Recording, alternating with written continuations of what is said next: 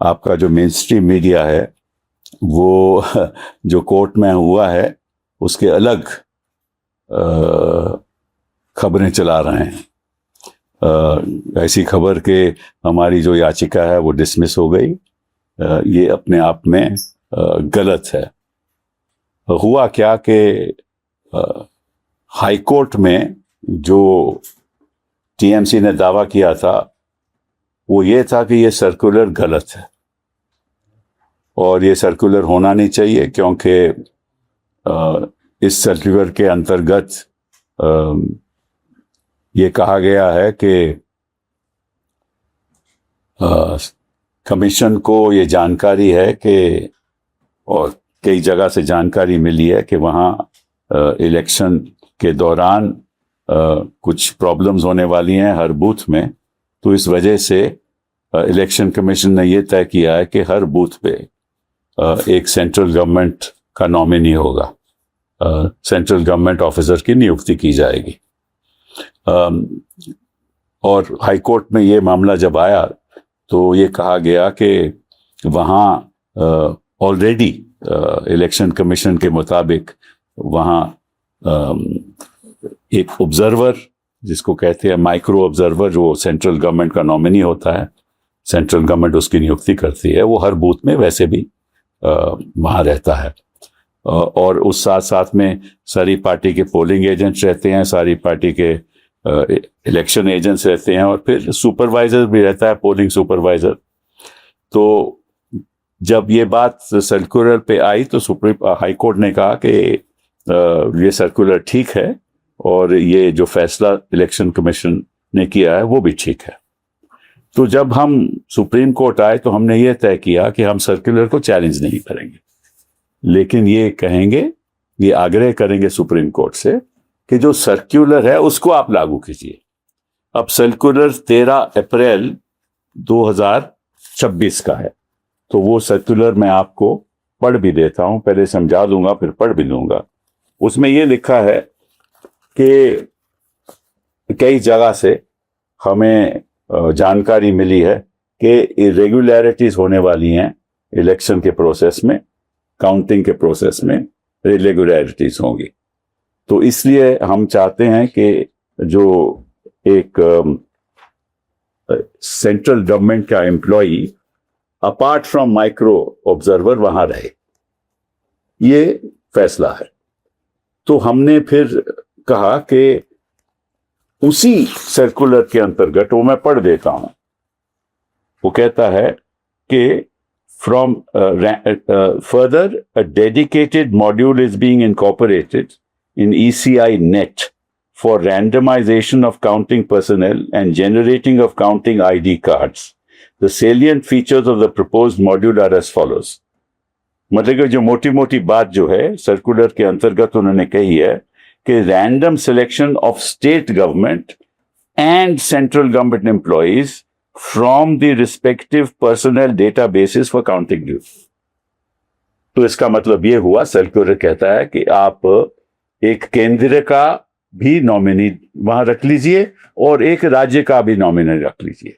जो सरकारी मुलाजम होगा केंद्र का भी होगा और राज्य सरकार का भी होगा, और ये नियुक्ति उनकी होनी चाहिए। तो हमने सुप्रीम कोर्ट में कहा कि देखिए, उनका खुद का सर्कुलर कहता है चलिए आप सेंट्रल गवर्नमेंट नॉमिनी रखना चाहते हैं तो रखिए, लेकिन साथ साथ एक स्टेट गवर्नमेंट नॉमिनी भी रखिए, उसकी भी रैंडमाइजेशन नाम करके रखिए।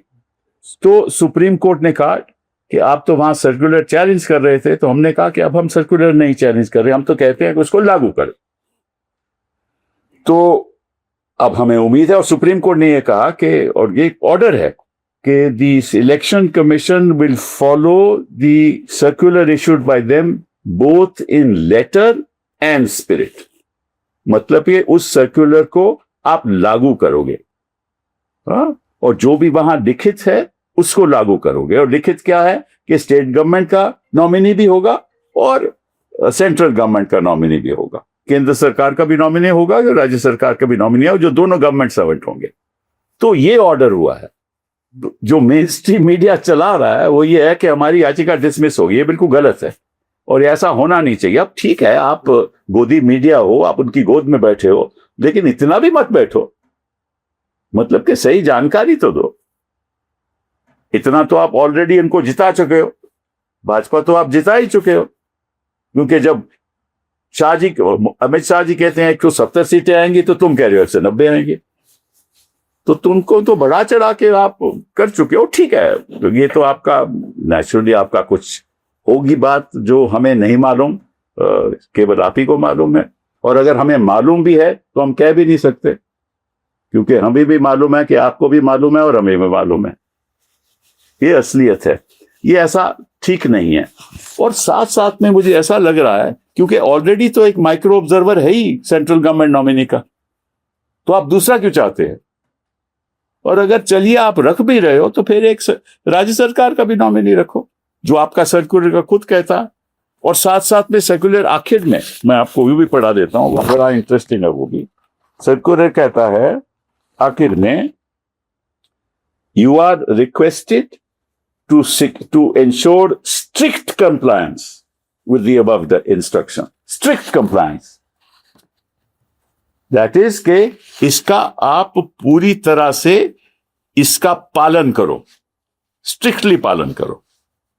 ये सर्कुलर में खुद रखा हुआ है, तो फिर राज्य सरकार का नॉमिनी गवर्नमेंट समिट होना चाहिए। अब ऐसा लग रहा है कि भाजपा का ध्यान किसी और प्रदेशों में है नहीं जहां इलेक्शन हुआ है, न तमिलनाडु में, न केरल में, और कहीं और भी नहीं। तो असम में तो हम देख ही रहे हैं क्या हुआ। अगर ऐसा मतलब कि बंगाल, पश्चिम बंगाल हिंदुस्तान ही में है ना, कहीं और तो नहीं है ना। वैसा लग रहा है कि वहां एक सीज हो रही है, सेंट्रल गवर्नमेंट के पर्सनल की सीज हो रही है। इतना तो मैंने हिंदुस्तान के इतिहास में कभी नहीं देखा। हम कई चुनाव लड़ भी चुके हैं, देख भी चुके हैं। इस तरह से जितने लोग सीएपीएफ के वहां तैनात हैं, वो मणिपुर में नहीं है, जम्मू कश्मीर में नहीं है, लेकिन वहां है क्योंकि अब युद्ध चल रहा है, भारी युद्ध कोई चल रहा है, कोई आक्रमण कर रहा है। क्या आपको उनके इतने सीएपीएफ पर्सनल आपको रखने की जरूरत है? इलेक्शन ही है ना भैया, चुनाव ही है ना। तो आप कहते हो कि अगर चुनाव में कुछ गड़बड़ी होती है तो आप इलेक्शन पिटीशन फाइल कर, तो कहते हो ना, कोर्ट भी कहते हैं कि 45 दिनों में आपको राहत मिलती है, 45 दिनों में आप इलेक्शन पिटीशन डाल सकते हो। अगर गलत काम हो रहा हो तो दोनों को लागू है। वो भी इलेक्शन पिटीशन डाल सकते हैं और ये भी इलेक्शन पिटीशन डाल सकते हैं। फिर इतने लोगों, इतनी सीएपीएफ के तैनात होने की जरूरत क्या है? अब सिक्योरिटी तो उनके हाथ में है ना, सिक्योरिटी तो पश्चिम बंगाल की सरकार के हाथ नहीं है। अब तो ईसीआई सब कर रहा है। तो अगर ईसीआई सब कर रहा है, सीएपीएफ भी वहां है, सिक्योरिटी उनके हाथ है, फिर डर किस बात का? और पोलिंग बूथ पे पोलिंग एजेंट भी हमारा है, उनका भी पोलिंग एजेंट है, टीएमसी का भी पोलिंग एजेंट है, बाकी जो चुनाव लड़ रहे हैं वो पार्टी जो भी लड़ रही है उनके सारे के पोलिंग एजेंट हैं, उनके इलेक्शन एजेंट हैं। सिक्योरिटी आपकी है, अंदर जाने की अनुमति आप ही देते हैं। वहां एंट्री, जब तक आईडी कार्ड नहीं दिखाओगे तब तक एंट्री नहीं होगी। तो फिर किस चीज की आपको संभावना है कि यहां गड़बड़ होगी, जब सारा तामझाम आपके हाथ में है? फिर वो क्यों करना चाहते हैं? कोर्ट की प्रोसीडिंग छोड़ दीजिए, इनकी मंशा क्या है आपके हिसाब से? ये क्यों ऐसा करना चाहते हैं? टीएमसी भी कह सकती है कि हमें भी आशंका है कि वहां बैठ के ये तरफदारी करेंगे, क्यों हम तो कुछ कर नहीं सकते। कोई सारे तो वैसे भी गवर्नमेंट, सेंट्रल गवर्नमेंट के वहां माइक्रो ऑब्जर्वर है, हम क्या कर सकते हैं? कोई नहीं कर सकता। और सारी रिकॉर्ड हो रहा है, ये भी अब हमें मालूम है। सीसीटीवी से जो भी पोलिंग बूथ में हो रहा है, काउंटिंग में हो रहा है, वो रिकॉर्ड हो रहा है। अब जब रिकॉर्ड हो रहा है तो फिर किस चीज का डर है? अब इलेक्शन कमीशन का ये एक प्रावधान है कि 45 दिन के बाद वो रिकॉर्डिंग नहीं रखेंगे। अरे भाई क्यों नहीं रखोगे?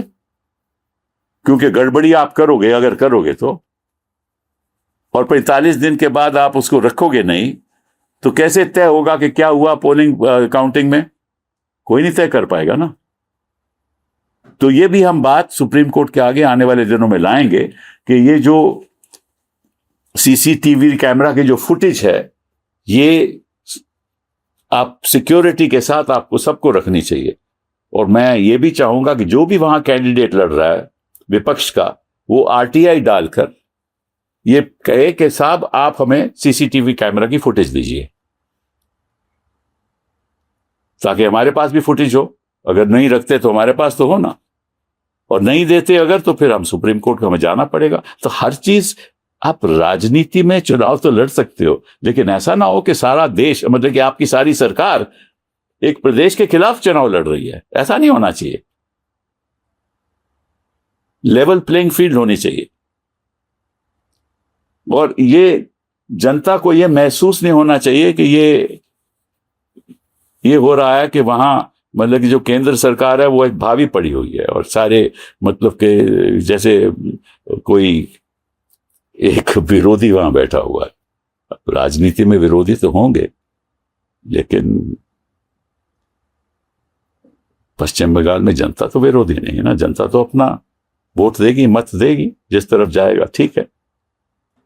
तो ये एक बड़ी दुख की बात है कि मीडिया ऐसे काम करता है जो असलियत से दूर हो, और केंद्र सरकार इस तरह से अपना प्रभाव बनाना चाहती है काउंटिंग एरिया में भी, और ये संवैधानिक नहीं है। लेकिन ये तो एक पॉलिटिकल लड़ाई है, और पॉलिटिकली फिर सामना करना होगा।